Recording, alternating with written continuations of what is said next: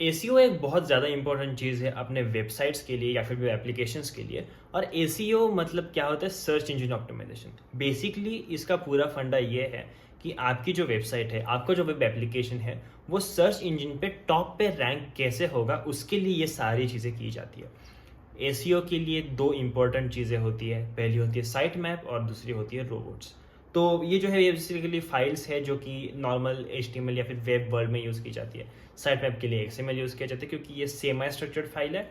और अपना जो रोबोट्स है उसके लिए क्या किया जाता है? टेक्स्ट फाइल यूज़ की जाती है। तो हम ये सारी चीज़ें जब यूज़ करते हैं प्रॉपरली, तो इसका मतलब ये होता है कि हम अपने जो क्रॉलर्स है या फिर रोबोट्स है जो कि ऑटोमेटिकली आपकी साइट को मैप करने का ट्राई करते हैं, उनको अंडरस्टैंड करने का ट्राई करते हैं और फिर सर्च इंजन पे टॉप पे रैंक करते हैं, उनको समझाए कि आपको फाइल में देख के ये पता चलना चाहिए कि कैसे आप इस वेबसाइट को समझोगे और क्या क्या चीज़ें आपको अच्छे से देखनी है इसके अंदर। साइट मैप का पूरा मीनिंग ये होता है कि साइट में क्या क्या मैपिंग है। अगर आप वैसे देखा जाए तो साइट किस जगह से कैसे जाती है, उसके लिए लिंक्स क्या क्या है, इमेजेस क्या क्या है, वीडियोस क्या क्या है, वो सारी चीज़ें साइट मैप में हम दे देते हैं। और वहाँ से फिर क्लॉजर्स को समझ में आता है कि यार अच्छा मुझे ये इमेज वगैरह है इसके अंदर, तो ये मैं इससे एसोसिएट करके दिखा सकता हूँ टॉप पे। तो किसी ने उसकी सिमिलर चीज़ अगर मांगी तो हम उसको सीधा ये सर्व कर देंगे एट द टॉप प्लेस क्योंकि ये ज़्यादा मैच करता है।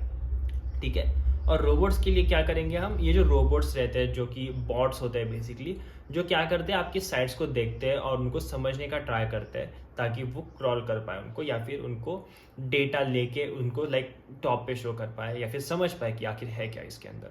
तो उनको हम बताते हैं robots.txt फाइल से, एक्सक्यूज मी, कि ये वेबसाइट को आपको समझना कैसे है। तो ये बेसिकली रोबोट को समझाने के लिए होती है फाइल। ठीक है। तो ये समझ में गया कि बैकग्राउंड क्या है इन चीज़ों का, और इससे एसईओ बढ़ता है। That's it. तो हम देखते हैं कि कैसे कैसे ये की जाती है चीज़ें। ठीक है। हम सबसे पहले जाती है साइट मैप पे और एग्जांपल्स वगैरह देखेंगे इसके लिए। देखो साइट मैप क्या है? एक्सएमएल फाइल अगर होगी साइट मैप के लिए तो इसका मतलब ये है कि ये कुछ इस तरह से होगी। इसका एक फॉर्मेट होता है प्रॉपर जो कि आपको फॉलो करना होता है। एज अ डेवलपर मुझे ये चीज़ बिल्कुल भी पसंद नहीं है, पर ये करनी पड़ती है क्योंकि लाइक वेबसाइट अच्छे से रैंक होगी तो पैसा मिलेगा, राइट? तो एट द एंड वही मोटिव होता है। तो देखो यहाँ पे इन्होंने यूआरएल सेट दे दिया कि क्या यूआरएल सेट है। ये यूजुअली कांस्टेंट रहता है, ये वाला जो चीज़ होता है। इसके बाद में इन्होंने दिया है कि यूआरएल है मेरे पास, यूआरएल का ये है लोकेशन। ठीक है। और लास्ट मॉडिफाइड मैंने इसको लास्ट इस टाइम पे मॉडिफाई किया था और इसको मैं लगभग ईयरली चेंज करता हूँ। और इसकी प्रायोरिटी 1 है कि ये टॉप प्रायोरिटी वाली चीज़ है हमारी। ठीक है। और इस तरह से हम क्या करते हैं, यहाँ पे चीज़ें डालते हैं कि हमने कौन सी यूआरएल है, कब मॉडिफाई की, कब चेंज होती है, वगैरह वगैरह। ठीक है। ये तो हुआ एक्सएमएल वाला जो कि हम स्टैटिकली डालते हैं। ठीक है। पर डायनेमिक भी डालना पड़ेगा हमें कभी कभी, है ना? तो डायनेमिक कैसे डालते हैं? तो उसके लिए JSTS फाइल यूज कर सकते हैं, जावास्क्रिप्ट या फिर टाइपस्क्रिप्ट फाइल्स। तो sitemap.js is a special route handler that is cached by default unless it uses a dynamic API और dynamic config options। इसका मतलब क्या कि आप कुछ इस तरह से ये साइट मैप वाला फंक्शन बना सकते हो और इसे रिटर्न कर सकते हो। ठीक है।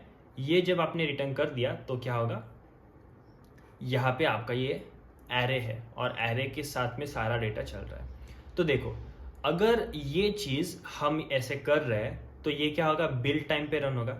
एक बार हम ये पढ़ लेते हैं। You can use a sitemap.ts file conversion to programmatically generate a sitemap by exporting a default function that returns array of URLs if using TypeScript a sitemap type is available। ठीक है। टाइपस्क्रिप्ट के लिए sitemap type available है, हमेशा TypeScript use किया करो, JavaScript मत use किया करो, बहुत दिक्कत होती है नहीं तो। ठीक है। ये समझ में आ गया। प्रायोरिटी स्टैटिक है, चेंज फ्रीक्वेंसी स्टैटिक है। मतलब आप कोड से तो चेंज कर ही सकते हो पर लाइक यूजुअली जब ये बिल्ड टाइम पे होगा तो स्टैटिक है। और ये लास्ट मॉडिफाइड क्या है, ये है न्यू डेट।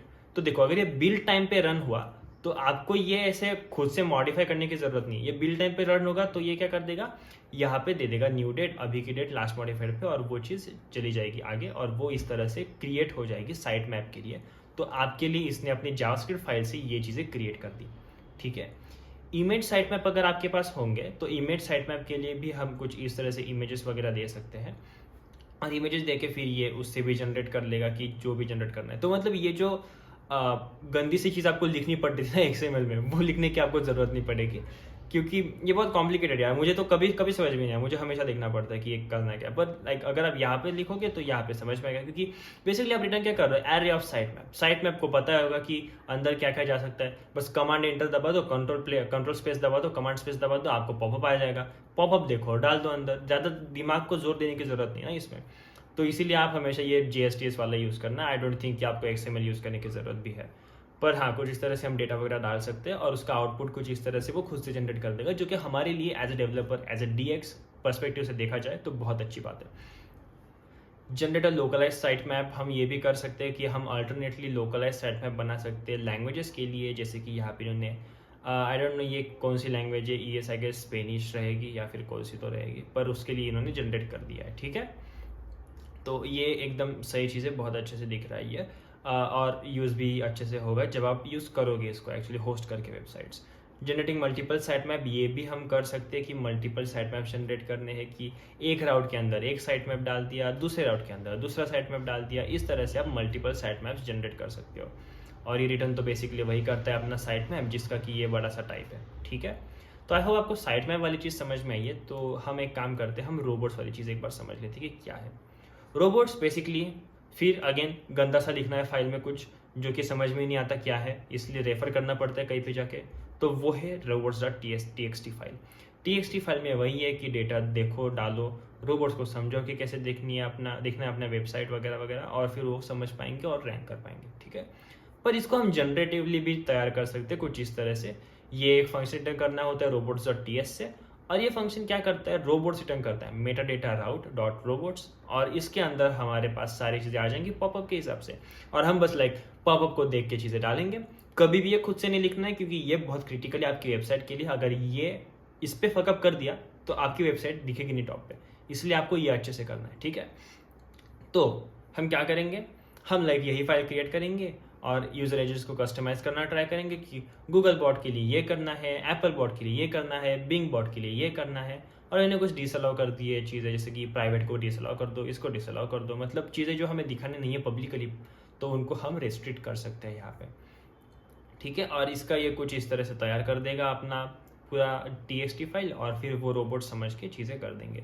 ये रिटर्न टाइप वाला ऑब्जेक्ट है इसका, और बस इसी तरह से यूज़ होता है। बहुत सिंपल सी चीज़ है, बस क्यों यूज़ होता है वो समझना इंपॉर्टेंट है, और कभी भी खुद से नहीं लिखना है, एक बार रेफर करना है बाहर की चीज़ों को कैसे हम ऑप्टिमाइज़ कर सकते हैं। तो एक बार एक्सपीरियंस आ गया आपको ऑप्टिमाइजेशन के लिए, तो आप तो खुद से ही कर सकते हो।